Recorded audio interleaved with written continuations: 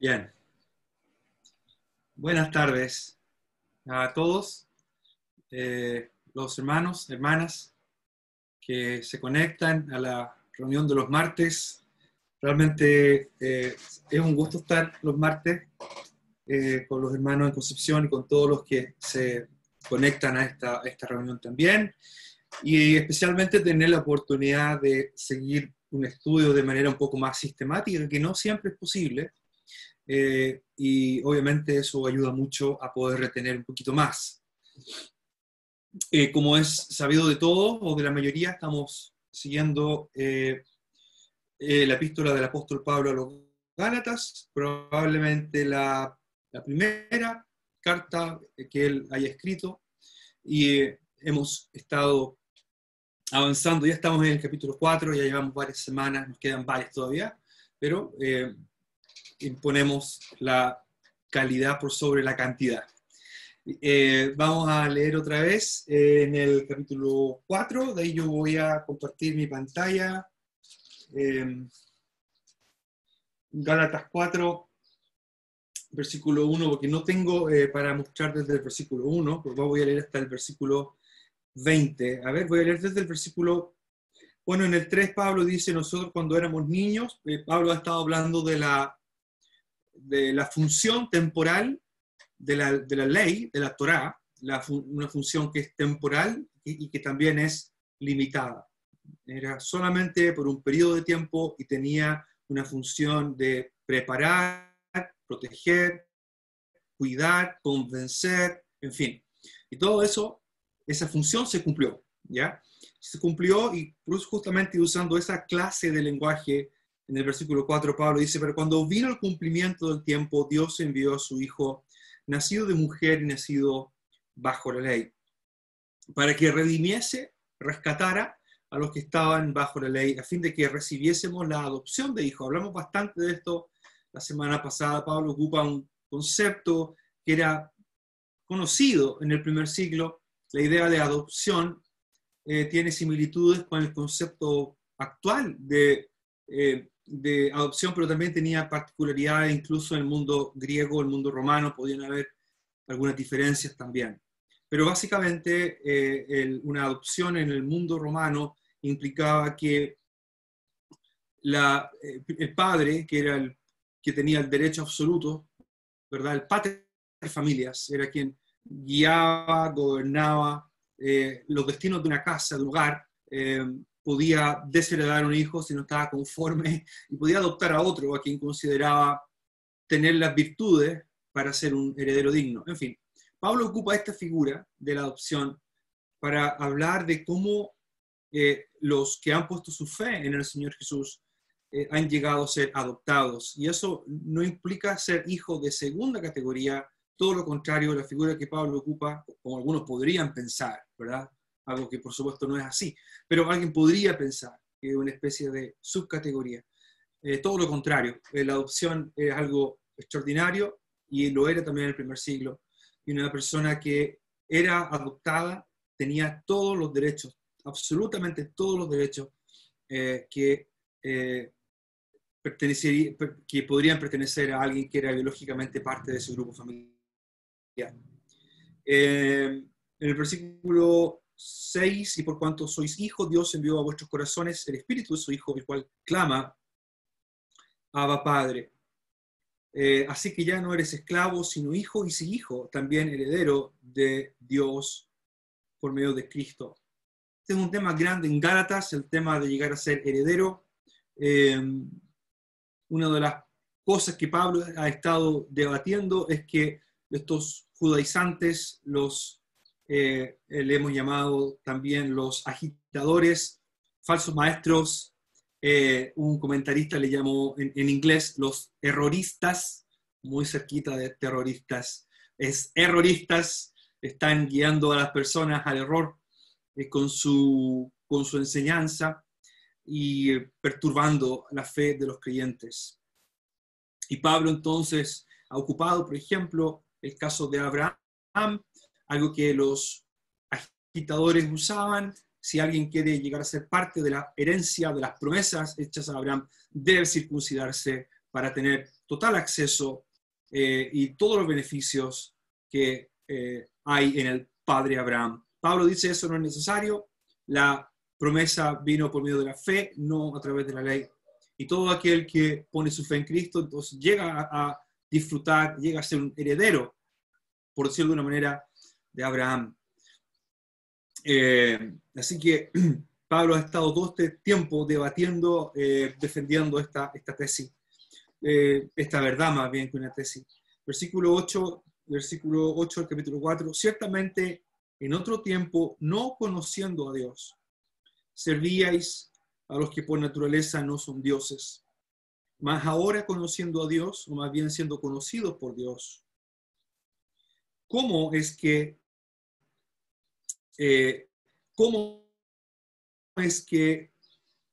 os volvéis de nuevo a los débiles y pobres rudimentos a los cuales os queréis volver a esclavizar? Guardáis los días, los meses, los tiempos y los años. Me temo de vosotros que haya trabajado en vano con vosotros. Os ruego, hermanos, que os hagáis como yo, porque yo también me hice como vosotros. Ningún agravio me habéis hecho, pues vosotros sabéis que a causa de una enfermedad del cuerpo os anuncié el evangelio al principio, y no me despreciasteis, ni desechasteis por la prueba que tenía en mi cuerpo. Antes bien me recibisteis como un ángel de Dios, como a Cristo Jesús. ¿Dónde pues está esa satisfacción? No lo vamos a ver hoy día este versículo, pero me parece que la palabra satisfacción, si no me equivoco, es la palabra griega macarismos, que es la vocablo que se ocupa para hablar de bienaventuranza, que experimentabais, porque os doy testimonio de que si hubieseis podido, os hubierais sacado vuestros propios ojos para dármelos. ¿Me he hecho pues vuestro enemigo, por deciros la verdad?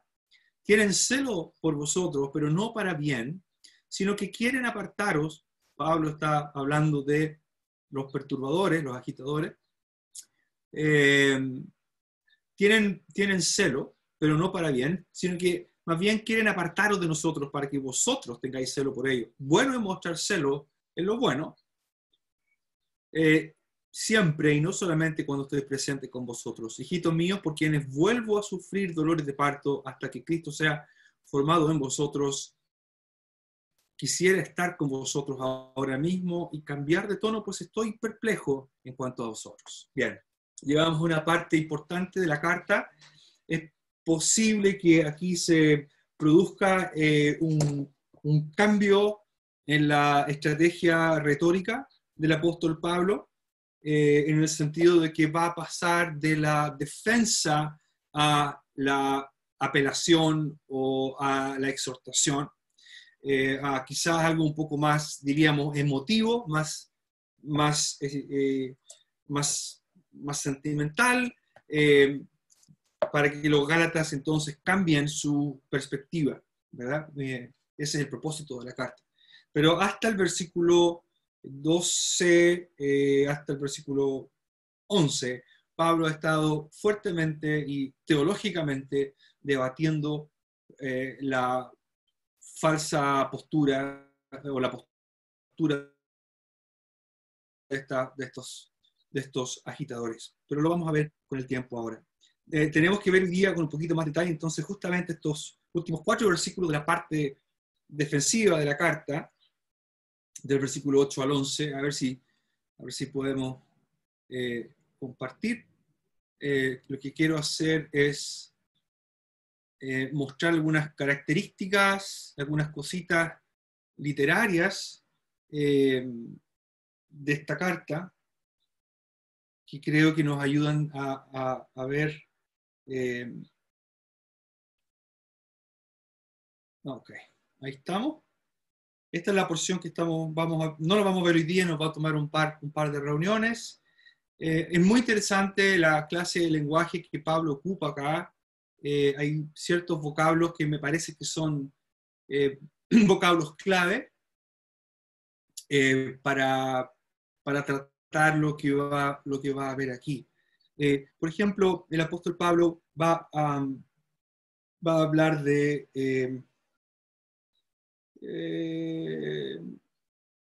quiero ver... A ver. Ah, mire, no lo tengo como PDF, tengo que pasarlo a PDF.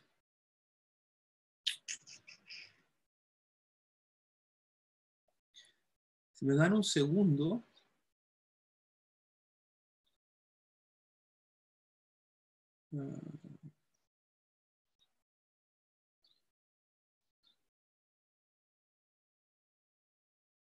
después Andrés va a tener que editar.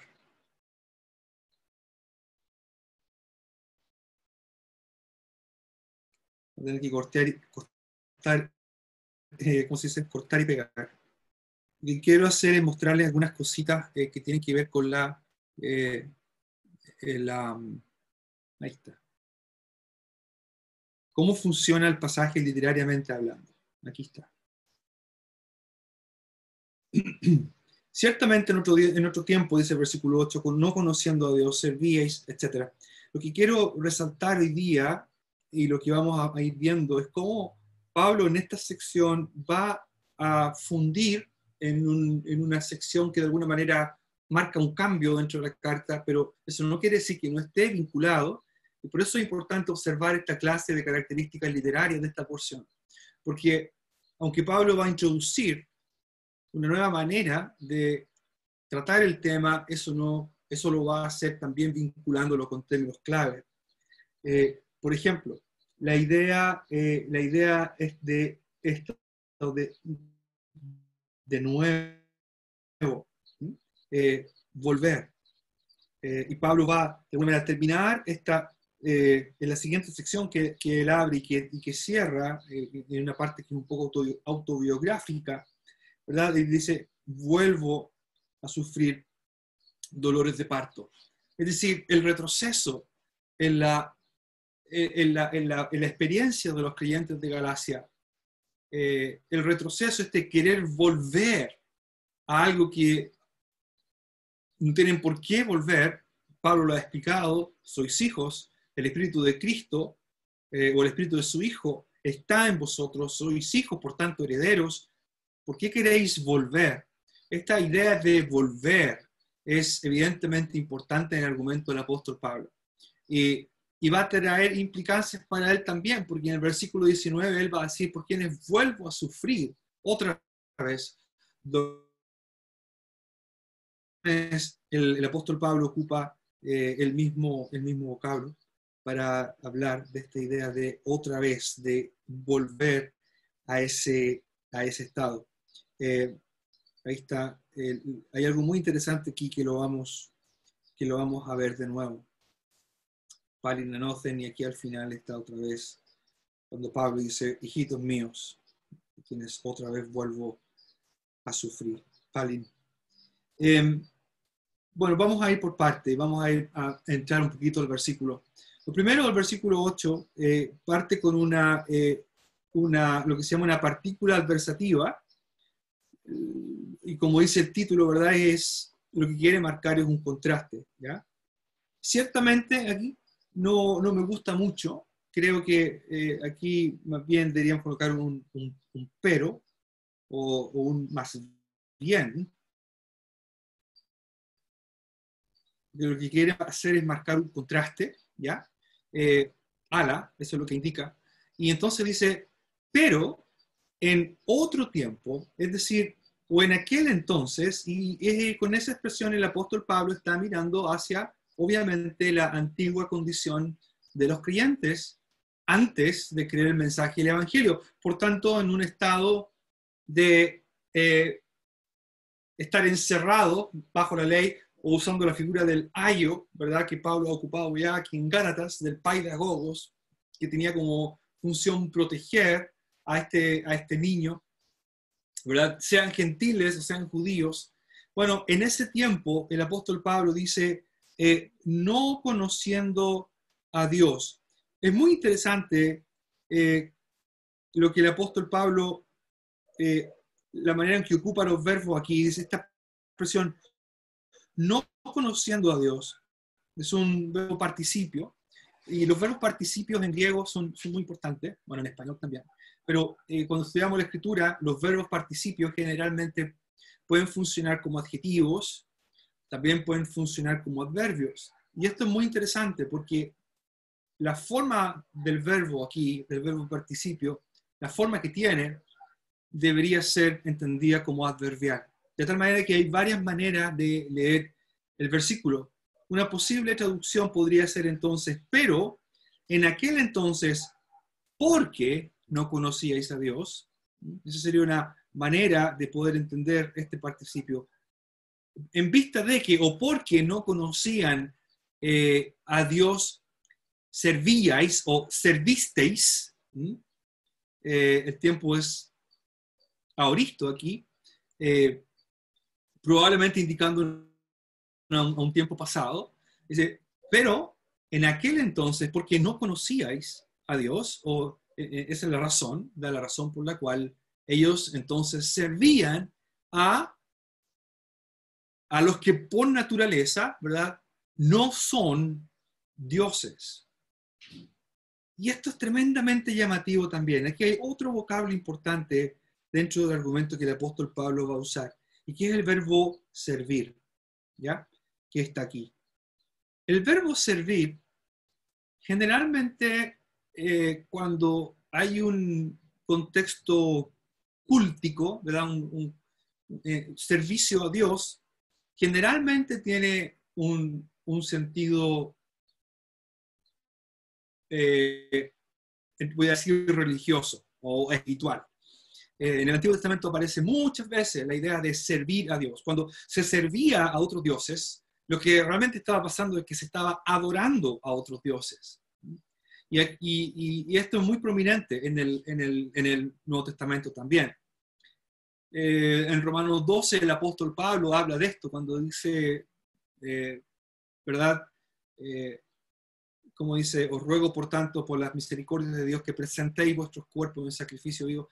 Y al final dice que es vuestro culto racional, que es vuestro acto de servicio. La palabra que Pablo ocupa ahí, la treya, es un vocablo que habla del servicio que comúnmente los sacerdotes cumplían. Pero Pablo no ocupa un vocablo realmente cúltico aquí. Más bien es el verbo ser esclavizado, de donde viene la palabra doulos. El sustantivo doulos, esclavo, tiene una forma verbal, que es doulewo, ¿ya? Es el verbo, doulewo. Y literalmente, Pablo está diciendo algo así como, pero, más bien, en aquel entonces, porque no conocíais a Dios, estabais esclavizados, probablemente con la idea de servicio cúltico, pero con un fuerte sentido de estar bajo esclavitud. Estabais bajo la esclavitud a los que por naturaleza no son dioses. Varias cosas que decir aquí, obviamente, pero para terminar la idea de este vocablo, de este verbo, doulewo, que es servir, Pablo ya lo ocupó en el capítulo 4, cuando dice en el versículo 3, así también nosotros cuando éramos niños estábamos en esclavitud. No lo tengo aquí en la pantalla para mostrárselo. Capítulo 4 y versículo 3. Así también nosotros cuando éramos niños estábamos en esclavitud. Es el mismo verbo, ¿ya? El mismo verbo griego, doulewo. Estábamos esclavizados bajo los rudimentos del mundo. Es el verbo que Pablo ocupa ahora para recordarles a los creyentes de Galacia de que en aquel entonces, cuando no eran creyentes todavía y porque no conocían a Dios, estaban sirviendo, pero realmente una clase de servicio que los esclavizaba a algo que por naturaleza no son dioses. Pablo va a hablar de esto, de los ídolos, por ejemplo. En 1 Corintios habla de los dioses que no son nada, pero también les adhiere o hace una conexión con los demonios, que es lo que muchas veces está detrás de la idolatría o detrás de un ídolo. Bien puede haber que hay un demonio también. punto aquí es que Pablo continúa con el lenguaje de la esclavitud. El creyente ha sido rescatado o salvado de ese estado de esclavitud. Está esclavizado bajo los, como dice el versículo 3, rudimentos del mundo. La reunión antepasada explicamos lo que significa esta palabra rudimentos.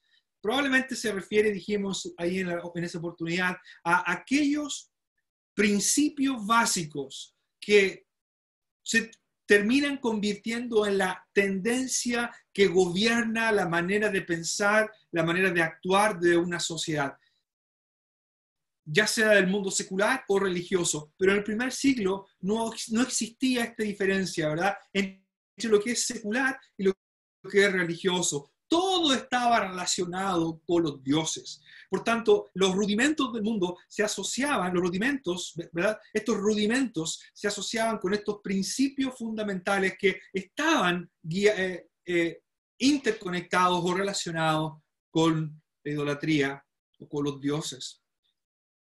Antes de conocer al Señor, los creyentes, ya sea judíos o gentiles, estaban bajo esclavitud. Pablo dice ahora en el versículo 8 que la razón de esa esclavitud, la razón por la cual siguieron a los que por naturaleza no son dioses, es porque no conocían a Dios. Y el versículo 9 dice, pero ahora, y este es un hermoso contraste, pero ahora, otra vez Pablo ocupa un participio aquí, dice, conociendo a Dios, ¿verdad? Conociendo a Dios. Y otra vez este participio, este verbo participio, probablemente de una función adverbial. Más bien, dice, pero ahora, ya que conocemos, hay dos participios aquí, no marqué el primero. Pero ahora, ya que conocen a Dios, o más bien, ya que son conocidos por Dios. Creo que hay este contraste es muy interesante tenerlo en cuenta, porque va a servir para el argumento que Pablo tiene en mente. Por ejemplo, no hay manera de traducirlo en español desde el texto griego, pero es una construcción muy común en griego, men de. Esta construcción lo que muchas veces hace es tratar de marcar un contraste, pero más bien, por una parte, en otro tiempo, porque no conocían a Dios, sirvieron a los que por naturaleza no son dioses, pero ahora, por otra parte, ya que conocen a Dios, o más bien, ya que son conocidos por Dios. Esa es la fuerza, creo, gramatical, sintáctica, que el apóstol Pablo está utilizando aquí. Espero que van todos conmigo. ¿Será que no va conmigo todavía? Pues lo escucha de nuevo en YouTube o me pregunta, ¿ya? Pero lo que estamos tratando de ver es cómo Pablo quiere llegar a una pregunta que tiene como propósito, otra vez, una pregunta que retóricamente es muy potente. ¿Cuál es la pregunta que hace? ¿Cómo? Dice, ¿verdad? ¿Cómo? ¿Cómo? Es como diciendo, ¿cómo es posible que os volvéis de nuevo a los débiles? Una palabra interesante aquí, a los débiles y pobres. Algunos podrían poner aquí miserables. Miserables, la palabra griega más fuerte para hablar de un mendigo, ¿ya? Tojos. Lázaro era un mendigo, un tojos, alguien que no tiene absolutamente nada. Esta es la palabra que Pablo ocupa aquí. Dice, ¿cómo es posible que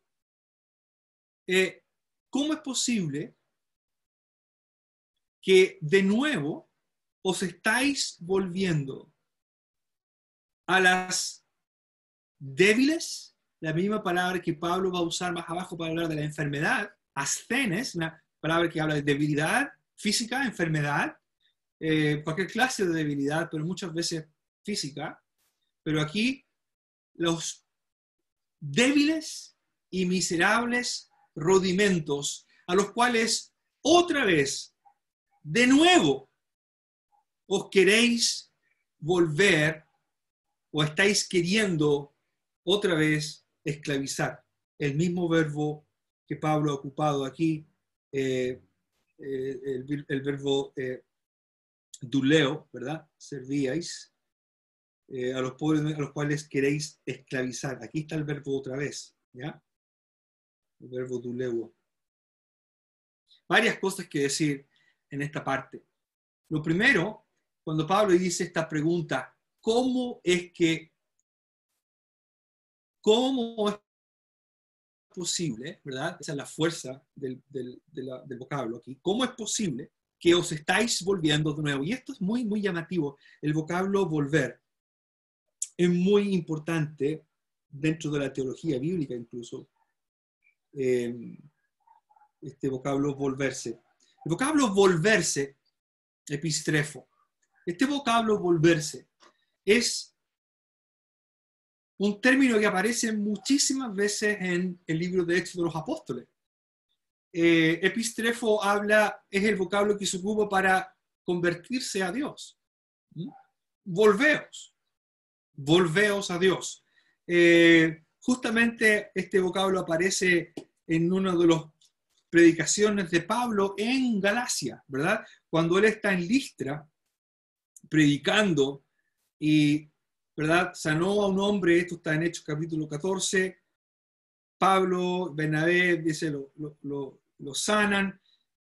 La gente dijo, dioses bajo la semejanza de hombres han descendido a nosotros, y a Bernabé llamaban Júpiter, a Pablo Mercurio, porque él era el que llevaba la palabra. Pablo comienza a predicar y en el 15 dice, varones, ¿por qué hacéis esto? Nosotros también somos hombres semejantes a vosotros, que os anunciamos que de estas vanidades, aunque no es el mismo vocablo, stoicheia, rudimentos, interesante que Pablo hable de vanidades, os convirtáis al Dios vivo que hizo el cielo, la tierra, el mar, los elementos fundamentales, los elementos rudimentarios, cielo, tierra, mar. Lo único que Pablo menciona ahí es fuego. Pero esto eran los stoicheia, eran considerados los rudimentos también, cosas elementales. Y dice que os convirtáis al Dios vivo que hizo el cielo, la tierra y el mar, todo lo que les hay. El vocablo convirtáis es el vocablo que Pablo está ocupando aquí, los cuales queréis volver a esclavizar. Como si dijera, ¿por qué queréis convertiros a algo que ustedes abandonaron? De hecho, el mismo vocablo es ocupado para hablar de los apóstatas. Cuando Pedro habla, en 2 Pedro 2, 21, dice, porque mejor les hubiera sido no haber conocido el camino de la justicia, que después de haberlo conocido, volverse, ahí está, volverse atrás del santo mandamiento que les fue dado.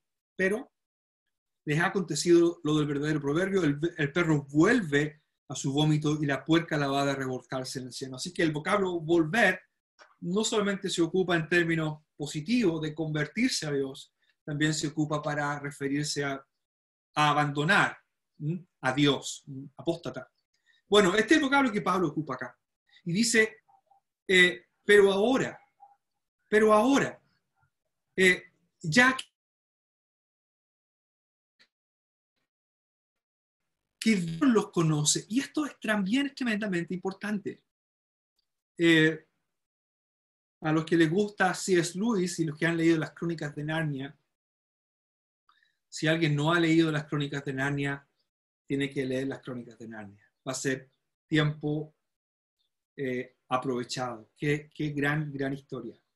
Pero en la historia que se llama La travesía del viajero del alba, creo que la traducción en español, hay un personaje que se llama Eustaquio y él experimenta un cambio fenomenal en el libro. Y su primo, Edmundo, bueno, pues Eustaquio tiene un encuentro con Aslan. Aslan es una figura del Señor en las Crónicas de Narnia. Y Eustaquio tiene un encuentro con Aslan, lo conversa con su primo Edmundo, y Edmundo habla de Aslan. Eustaquio le pregunta, ¿tú lo conoces a Aslan? Y Edmundo dice, bueno, no sé si lo conozco, pero lo que sí sé es que él me conoce a mí. Gran frase del libro que de alguna manera grafica la relación que los creyentes tienen con el Señor. Y Pablo ocupa esto, no es que se equivocó, tiene también una estrategia retórica aquí, cuando dice, ya que ahora conocen a Dios, o más bien, ya que Dios los conoce. Y uno puede preguntarse, ¿qué es más importante, verdad? ¿Que uno conozca a Dios o que Dios me conozca a mí? Bueno, en un sentido Dios conoce a todo el mundo, pero cuando Dios es el sujeto del verbo conocer, lo que está detrás entonces no es meramente conocimiento informativo, ¿ya? Yo sé que, por ejemplo, que veo a Andrés en la pantalla en este momento, yo sé que Andrés está casado con María Isabel y que vive en Camino a Santa Juana. Sé otras cosas de Andrés también, algunos de sus hobbies, cosas como esas. Podría decir que somos amigos porque nos conocemos un poco, ¿verdad? Pero yo no podría decir que lo conozco igual de la manera que conozco a mi papá, a quien conozco desde que nací, por supuesto. O él me conoce a mí desde que yo nací. Desde ese punto de vista, mi conocimiento que tengo de él es mucho más tardío, porque él me conoce de antes. Obviamente, la idea de conocer, cuando hay una relación familiar o sentimental, como entre los cónyuges, la idea de conocer implica relación. Y Pablo dice, ustedes ahora conocen a Dios, o más importante todavía, Dios los conoce a ustedes. Dios tiene una relación con ustedes antes de que conocieran, ¿verdad? Antes de llegar a conocer a Dios, estaban esclavizados, estaban sirviendo como esclavos a algo que por naturaleza no es Dios. Pero ahora conocen a Dios. Mejor todavía, Dios los conoce. ¿Qué cambio en la vida de los Gálatas? Entonces la pregunta que Pablo es, ¿qué hace en lógica? ¿Cómo es posible que estén volviéndose? ¿Cómo es posible que estén volviéndose, el verbo está en tiempo presente, ¿cómo es posible que estéis volviéndose otra vez, a las débiles, Pablo va a ocupar ese vocablo, ya lo mencioné en el versículo, aquí la palabra enfermedad es la misma palabra que Pablo ocupa, que se traduce débiles aquí, es la misma palabra que Pablo ocupa más abajo y habla de enfermedad. Pobres, débiles y miserables, rudimentos. El cambio obviamente es absolutamente ilógico, por donde se mire. ¿Por qué alguien querría volver a un estado de esclavitud, a los rudimentos? Los rudimentos, y vamos a ver que la idea de los rudimentos aquí muy probablemente están estrechamente relacionados con lo que Pablo menciona aquí, días, meses, tiempos, años, que probablemente son fiestas religiosas, pero vamos a ir ahí en unos minutos. Pablo dice, ¿cómo es posible que os queréis volver?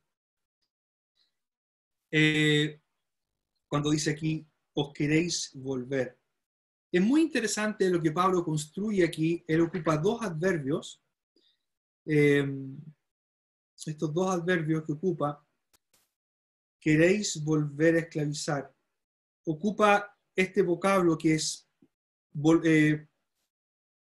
palin, que ya lo ocupa bastante, pero lo que Pablo ocupa aquí, palin anoden, ese vocablo que está ahí, anoden, le suena conocido, anoden, es el vocablo que el Señor ocupa en Juan, ¿verdad? Juan está hablando, Señor Jesús está hablando con Nicodemo y le dice, Nicodemo, a menos que nazcas de nuevo. El vocablo que él ocupa es este que está aquí, anoden. Nacer de nuevo o nacer de arriba. Pablo ocupa dos adverbios que de alguna manera son sinónimos, pero que juntos tienen una tremenda fuerza para transmitir lo absurdo de lo que los Gálatas quieren hacer. ¿Cómo es posible que se estén volviendo de nuevo a los débiles y miserables rudimentos, a los cuales de nuevo, de cero, totalmente volviendo atrás, os queréis, deseáis, el verbo querer aquí tiene esa idea, deseáis esclavizaros? Claramente, como ya hemos venido viendo, el apóstol Pablo está tratando de convencer a estos creyentes que lo que están haciendo es absolutamente absurdo. Es un insulto a la gracia de Dios.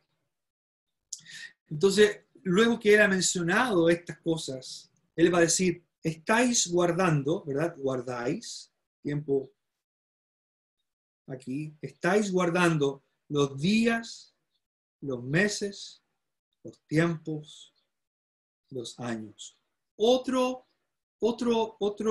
cosa es muy llamativa de lo que Pablo está ocupando aquí también. El vocablo guardar, que es el que aparece aquí, guardáis, no aparece muchas veces en el Nuevo Testamento, pero las veces que aparece tiene una connotación no religiosa, no cúltica, no tiene que ver con culto. Se ocupa, por ejemplo, de, a ver, aquí tengo mi apunte, cuando dice en Hechos 9:24 se habla de acechar, los judíos que acechaban al Señor. La idea es guardar, hacer guardia, esa es la idea, hacer guardia para atacar. Y lo interesante de este vocablo es que nunca tiene un uso, no tiene un uso cúltico, no tiene, lo voy a poner aquí, no tiene uso cúltico en el Nuevo Testamento. Pero sí tiene uso religioso, la idea de guardar, en escritos fuera del Nuevo Testamento, escritos judíos. Aparece llamados pseudoepigráficos o apócrifos, y aparece en Josefo. Y Josefo lo ocupa en un escrito que él hizo que se llama Antigüedades. Lo ocupa para hablar de guardar el sábado, y en otra parte lo ocupa para hablar de Purim. Purim fue una fiesta que se instituyó en la época post-exílica en Persia, ¿verdad? En la época del rey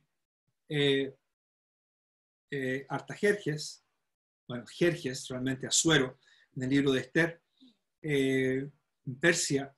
Y esta fiesta de Purim se instaura una vez que el rey, Amán es desenmascarado, Mardoqueo queda como consejero del rey, en fin, pero aún todavía prevalece el decreto del rey de Persia de que los judíos pueden ser destruidos. Entonces el rey hace otro decreto para dar autorización a los judíos para defenderse en caso de que sean atacados. Bueno, esa gran liberación del pueblo judío se convirtió y se llegó a llamar la fiesta de Purim o Purim. Bueno, Josefo habla de guardar, y ese es el vocablo que él ocupa, guardar esta fiesta, de guardar el sábado, de guardar esta fiesta. ¿Por qué es importante esto? Porque aunque en el Nuevo Testamento el vocablo griego no tiene uso cúltico, en términos judíos, de escritos judíos, el término sí tenía uso cúltico. Y de hecho, que Pablo hable de los días, de los meses, los tiempos y los años, es una referencia a las fiestas judías, muy probablemente, que los gálatas estaban empezando a guardar. Estaban empezando a respetar.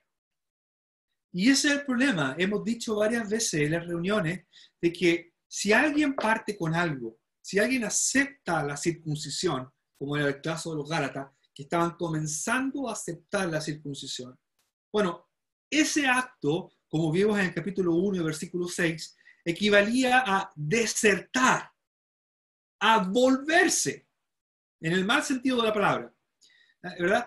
Equivalía a desertar de Dios, a volverse de Dios.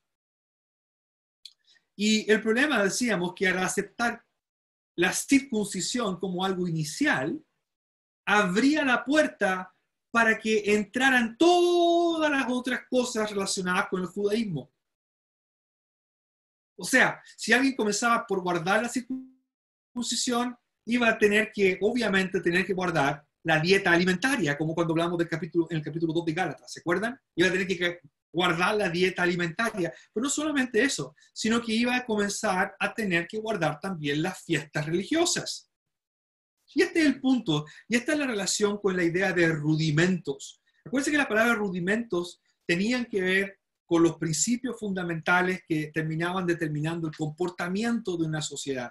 En el caso religioso, los rudimentos también tenían un efecto supersticioso, como las fiestas, estas fiestas judías hasta el día de hoy. Y hablamos de esto un poquito en la reunión pasada. Si hay un creyente hoy día, por ejemplo, que a lo mejor se siente atraído a la religión judía y quiere guardar esta fiesta, ¿verdad? Hace poco pasó el Año Nuevo Judío. Le llaman el Rosh Hashanah, ¿ya? El nuevo año. Hay una dieta especial, se comen. Y claro, puede ser bonito celebrarlo como una especie de tradición, puede ser. Pero el problema de los Gálatas es que estaban esclavizándose bajo las implicancias de estos rudimentos. Es decir, que si no comes lo que tienes que comer, no vas a tener la bendición de Dios. O si no guardas el sábado, vas a estar pecando contra Dios o no vas a tener la bendición de Dios. ¿Se entiende lo que estoy diciendo? Comienzan a guardar estas cosas, a guardar los días, a guardar los meses. La nueva luna es lo que indicaba el comienzo de un nuevo mes en el calendario judío. Por tanto, todo lo que Pablo menciona aquí puede trazarse hacia cada fiesta judía. Los días, muy probablemente el Shabbat, el día sábado, el día de reposo. Luego los meses, las nuevas lunas, las fiestas de nueva luna, como lo que menciona, los tiempos o las épocas, probablemente refiriéndose a fiestas que venían en determinados tiempos del año, como en el otoño, por ejemplo, fiestas como Pentecostés o la Pascua, los tabernáculos, en fin. Y luego los años, podría referirse Pablo a fiestas que eran anualmente o especialmente designadas como el año del jubileo o cosas como esas. Bueno, el punto es que Pablo dice, ¿cómo es posible que quieran volver a esclavizarse a estas cosas tan básicas cuando ahora realmente ustedes son conocidos por Dios? Cuando tienen una relación con Dios, Dios ya los conoce, ya son sus hijos. Que celebren Rosh Hashanah o no celebren Rosh Hashanah, no te va a hacer un mejor o peor hijo de Dios. Y es lo que hemos venido diciendo en todas las reuniones, ¿verdad? La idea de querer agregar algo como si algo faltara en la vida espiritual del creyente. Eso es lo que está mal. Por eso es que Pablo dice en el versículo 11, me temo de vosotros que haya trabajado en vano con vosotros. Estoy asustado por ustedes. Estoy muy preocupado por ustedes, es lo que dice Pablo. Es como si todo el duro trabajo, Pablo ocupa aquí un vocablo que habla de esfuerzo, de sacrificio, de trabajar duro. Es como si todo ese trabajo realizado de manera tan dedicada, completa haya sido en vano. Bueno, eso es lo triste, ¿verdad? Es como absolutamente retroceder. Volver a foja cero, se dice acá en Chile. Volver a foja cero. Partir todo de nuevo. ¿Cómo es posible, dice Pablo, que querráis partir todo de nuevo? Pensemos en nosotros hoy día como creyentes hoy también. Y en la idea de que alguna clase de tradición puede hacernos mejores creyentes o puede hacernos más espirituales o va a colaborar en nuestro desarrollo o nuestro avance espiritual. Creo que todas las reuniones he mencionado que Pablo va a llegar al punto en Gálatas 5 cuando va a decir que es el Espíritu finalmente quien va a proveer lo necesario contra los deseos de la carne. Es el Espíritu lo que va a producir la clase de fruto de justicia, la clase de fruto que refleja y expresa la nueva realidad de un creyente en Cristo. No es la circuncisión, no es comer ciertas comidas, no es respetar ciertas fiestas, etc.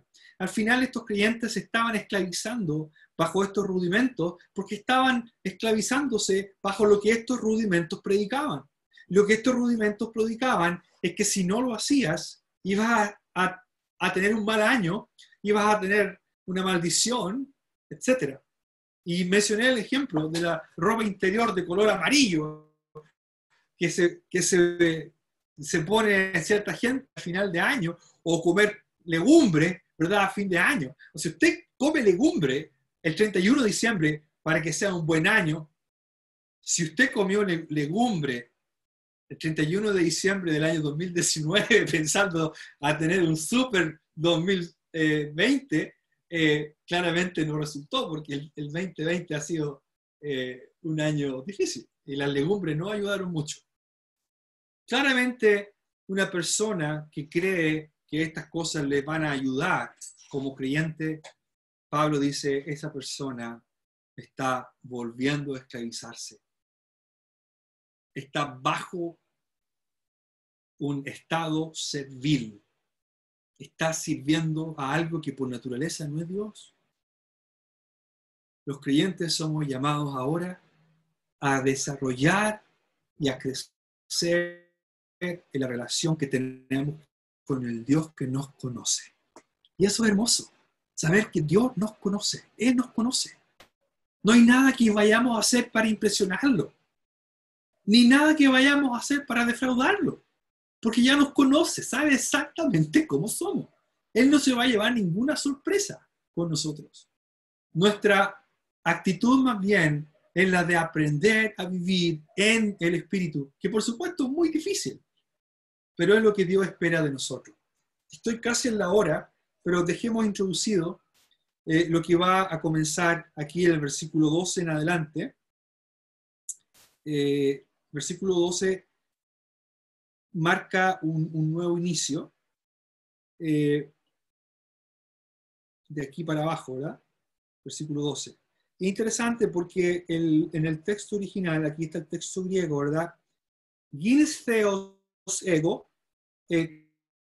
comienza con un imperativo, y este es el primer imperativo de la carta, ¿ya? El primer imperativo que Pablo va a ocupar.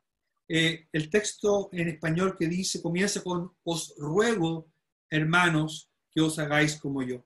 Pero el texto griego, el orden es diferente. Parte con el imperativo, lleguen a ser como yo. Este es el verbo ginomai, muy importante también, ¿verdad? Ginomai. Él ocupó para hablar del Señor nacido de mujer, nacido bajo la ley. Llegar a ser algo, llegar a ser alguien, convertirse en algo, convertirse en alguien, llegar a ser algo que antes uno no era. Pablo ocupa este verbo y así abre esta nueva sección con el imperativo. Lleguen a ser como yo, porque yo también como ustedes, y aquí falta el verbo, lo más probable es que esto sea una estrategia, el verbo hay que suplirlo, lo lógico es suplir el mismo verbo, lleguen a ser como yo, porque yo mismo, o yo también, como ustedes, me hice, llegué a ser,